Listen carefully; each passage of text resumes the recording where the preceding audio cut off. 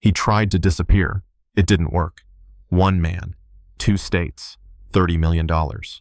A family fortune unspooled because of a single legal question. Where do you really live? Within seconds, you'll hear why a plan to avoid one state's tax bill became the legal engine that dissolved an empire and forced heirs to sell the company their grandfather built. You'll hear a courtroom, a ledger, and the quiet math that turned millions into a headline. Stay with the sound of it. The truth is in the small, stubborn details.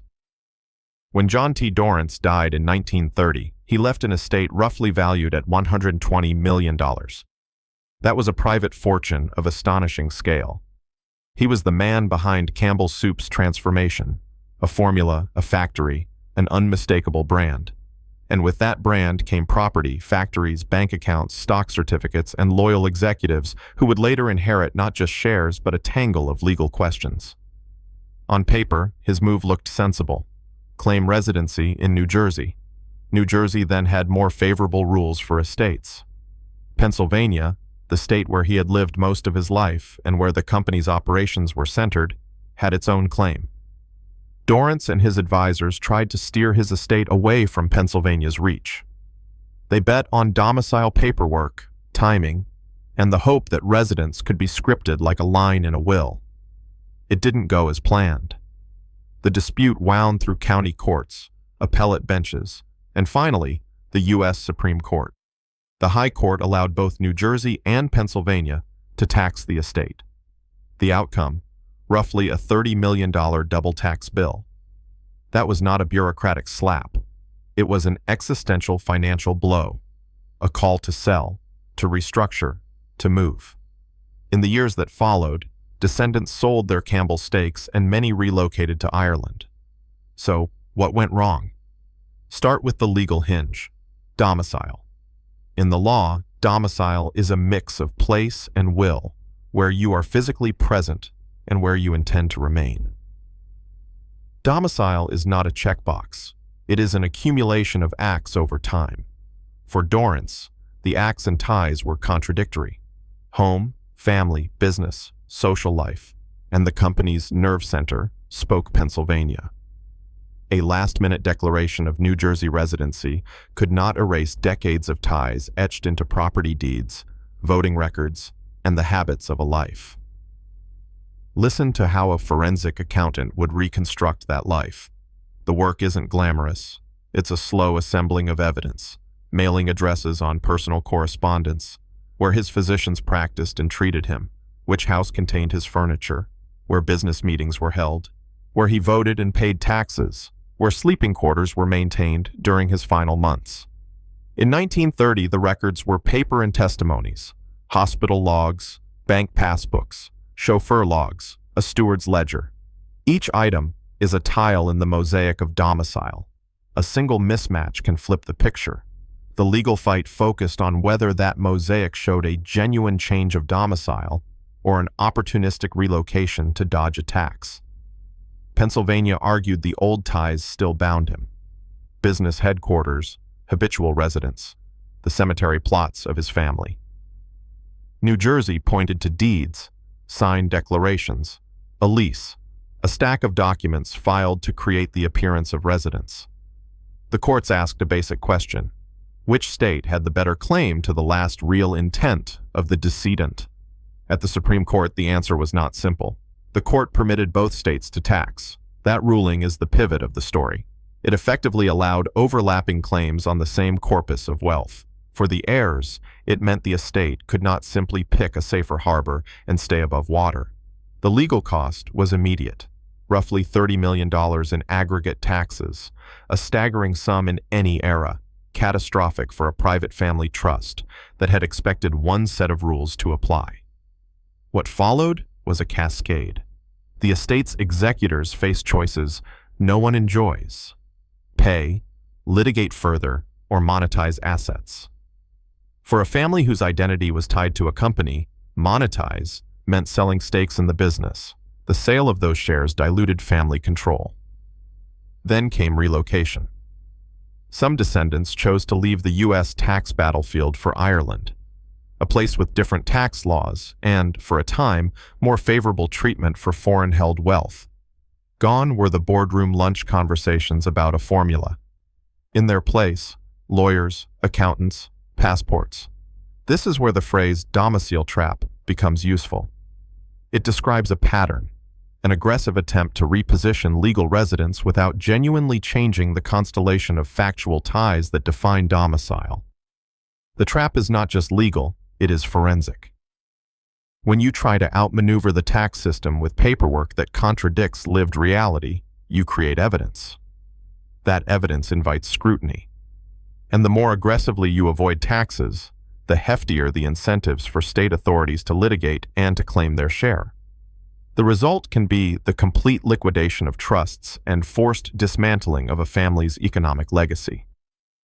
Pause for a moment and imagine the scene. In a stately office, ledgers spread out. A small fountain pen crosses accounting columns. On the other side, a letter from the Pennsylvania Revenue Office arrives, an audit notice with a number that dwarfs the family's annual dividends. The family council meets. Somewhere else, a courtroom holds a packed gallery. Witnesses recall which house he slept in, which church he attended, which physician treated him. The sheer ordinariness of life, the morning newspaper, the number of cigars in a humidor, the gardener's payroll, becomes evidentiary gold. Forensic accounting's role in this story is not just number crunching. It is narrative construction. A forensic accountant carefully reconstructs intent from mundane patterns, where mail was delivered last, which accounts were active, how frequently he crossed state lines, the record of lease payments. They map the timeline of actions against formal declarations. When an estate presents contradictory facts, a New Jersey lease versus a Pennsylvania mailbox filled with incoming correspondence, the forensic accountant highlights the telltale marks of artifice. There are practical, concrete mistakes the Dorrance estate made, and they read like a checklist of what not to do. First, timing. Shifting domicile at the last minute invites suspicion. If an estate has decades of one pattern and then files a declaration the week before death, courts are skeptical. Second, incomplete severance. He retained meaningful ties to Pennsylvania, property, business, social life, even after claiming New Jersey residence. Third, inconsistent documentation. Passports, voter registration, bank account locations, and where one sleeps are all compared. Inconsistencies undermine credibility. Fourth, bad optics. Public acts, such as maintaining a house in the old state or the presence of key advisors there, create a narrative the courts trust more than a single signed declaration. Forensic accountants reading the papers in 1930 would have been trained to look for these cues. Today, with digital trails, the work is faster, but conceptually the same. Email headers, smartphone pings, GPS timestamps, credit card transactions, all the modern equivalents make the mosaic tighter. That makes real domicile changes easier to prove, but it also makes attempts at cosmetic changes easier to disprove. In other words, the same technologies that enable mobility create a stronger record of where you actually live. Another technical piece: state taxation rules. Not all jurisdictions grant credit for taxes paid to other states in estate matters. In the Dorrance case, the absence of a protective legal mechanism meant that both states could assert taxing rights without a straightforward credit to prevent double taxation. That gap is the arithmetic heart of the domicile trap. Even if one state's tax is higher and the family pays it, the other state may still claim a portion. Multiply that by a large estate and the numbers become ruinous. When a family trust is hit with double tax demands, trustees face fiduciary duties. If the trust document lacks liquidity to satisfy tax bills, the trustee may seek court permission to sell assets, including controlling interests in private companies. Courts are often unwilling to let executors gamble on indefinite litigation, especially when the state's tax claim is substantial. So a trust that was supposed to preserve wealth across generations can be ordered partially or fully liquidated to meet obligations. That liquidation ends more than financial control. It changes the family's horizontal memory. Shares sold to outside investors rearrange governance. Former family members become minority stakeholders with little voice. Board seats shift. Local philanthropy, jobs, and community ties change as wealth exits. For many descendants, selling the family's shares was not merely a transaction. It was the closing of a chapter written by their ancestors' hands. There is an emotional dimension here that numbers alone can't convey.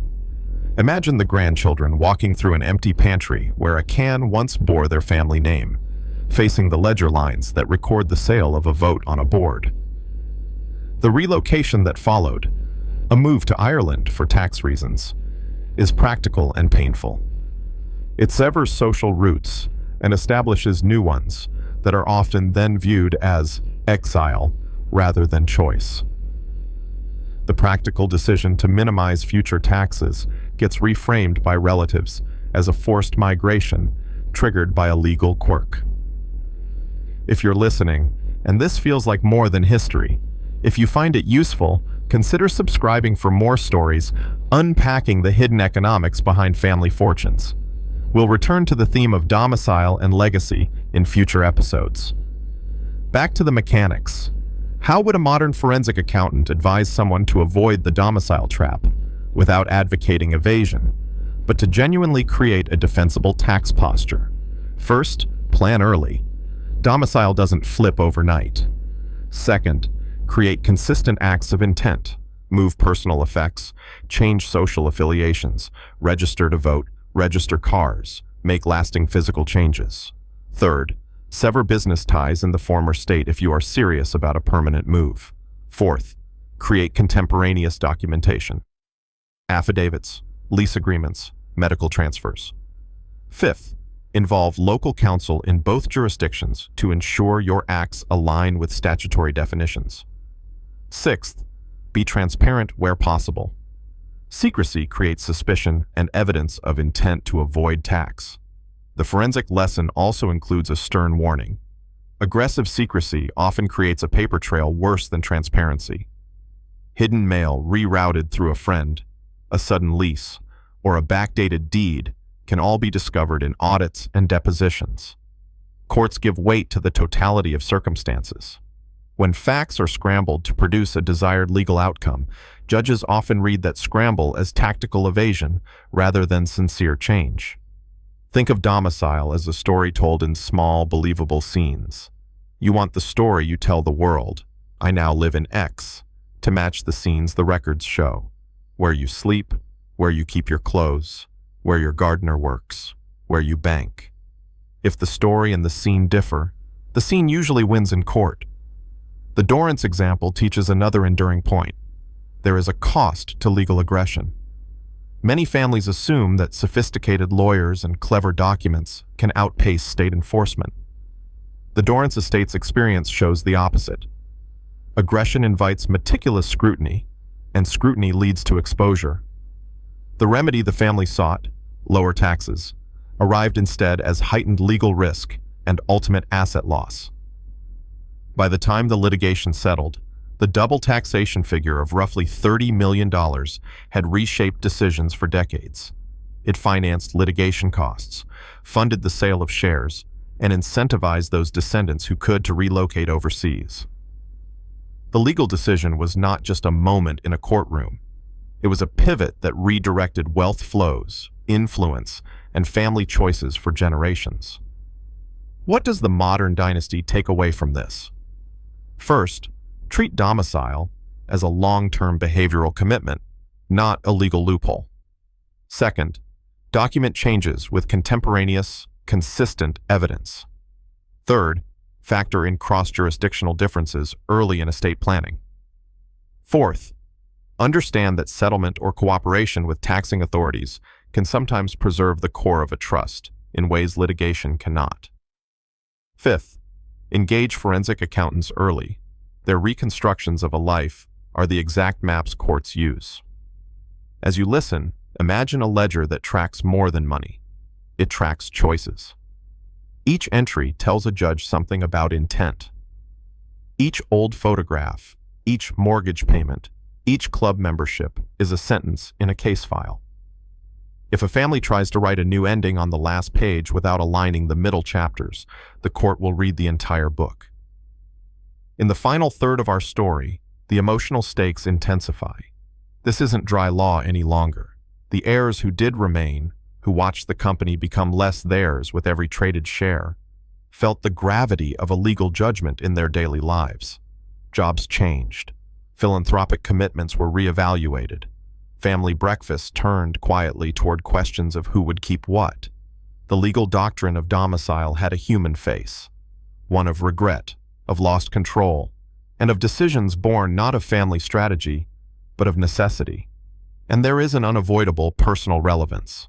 Family fortunes are fragile not only because wealth fluctuates, but because legal choices have compounding effects across generations.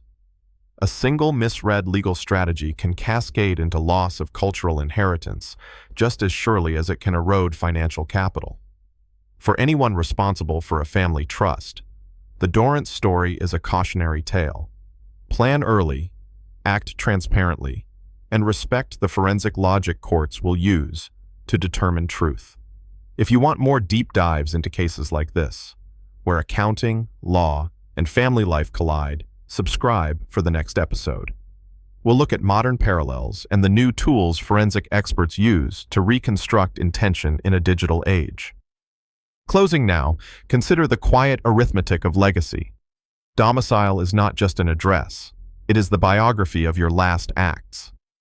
The Dorrance estate teaches us that if you treat domicile as a button to be pressed, you risk setting off the trap that dissolves the very thing you meant to protect. A $120 million fortune, a Supreme Court ruling, $30 million in overlapping taxes. These are not just numbers. They are the tally of choices that echo across generations. So when the question of place is raised in your own life or the life of a family you advise, take it seriously. Small acts. Where you sleep, where you file your papers, where your doctor signs the chart, add up to legal facts. The safe harbor is not in illusion. It is in the disciplined, documented, and honest reshaping of a life. Thank you for listening. If this story struck a chord, consider joining us for more explorations of how accounting and law shape family history. And when you think about legacy, remember, numbers tell a story. Make sure yours tells the one you intend.